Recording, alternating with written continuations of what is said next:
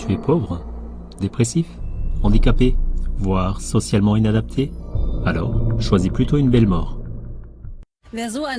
Quand on entend une telle phrase, on croit avoir mal entendu. Pourtant, c'est cela ou quelque chose de similaire qui pourrait bientôt être le slogan publicitaire du programme d'euthanasie Medical Assistance in Dying du gouvernement canadien. Dans le secteur canadien de l'euthanasie, des plans ont été développés pour promouvoir de façon ciblée le suicide. Cette pratique, qui existe depuis quelques années déjà, est approuvée et organisée par le gouvernement. Elle prend des formes de plus en plus difficiles à comprendre.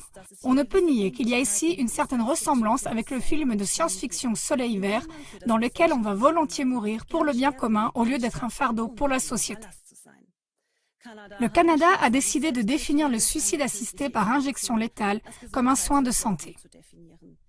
Non seulement on réclame que cette possibilité soit offerte dès l'âge de 12 ans, mais aujourd'hui, 2 philosophes de l'Université de Toronto plaident même pour que l'euthanasie des pauvres soit acceptée par la société. Voici un article que Kayla Wiebe, doctorante en philosophie, et Amy Mullin, bioéthicienne et professeure de philosophie, ont publié dans le Journal of Medical Ethics. Il est inacceptable que les personnes qui souffrent déjà de conditions sociales injustes soient contraintes d'attendre que ces conditions s'améliorent. La solution recommandée doit être reconnue comme une approche visant à limiter les dégâts et être considérée comme la moins pire de 2 options, plus ou moins idéales. En clair, les 2 femmes affirment qu'il n'y a que 2 options, une vie misérable sans espoir d'aide ou d'amélioration, ou un beau suicide. Ce que Wiebe et Mullin qualifient de pire des cas revient cependant à dire que ces personnes défavorisées auraient le droit de décider elles-mêmes de leur vie. D'après elles, chacun devrait avoir le droit de décider si sa vie vaut la peine d'être vécue et ce choix devrait être respecté. Bien que cette solution soit tragique, ce serait néanmoins, selon elle, la meilleure stratégie de limitation des risques.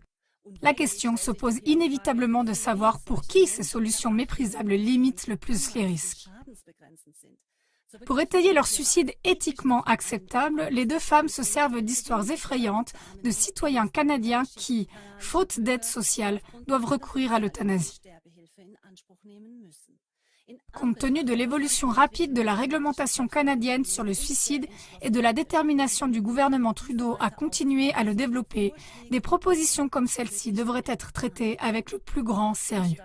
Au lieu que les dirigeants politiques s'engagent de toute leur force à remédier à cette situation et à rendre la vie de ces personnes plus agréable à tout prix, le suicide est non seulement encouragé, mais proposé comme la solution la plus acceptable. Celui qui propose la mort plutôt que la vie aux citoyens de son peuple commet un crime. Et celui qui ne se bat pas pour protéger à tout prix la vie de ses concitoyens et qui ne contribue pas à l'améliorer ne peut pas se dire représentant du peuple ni agir en tant que tel.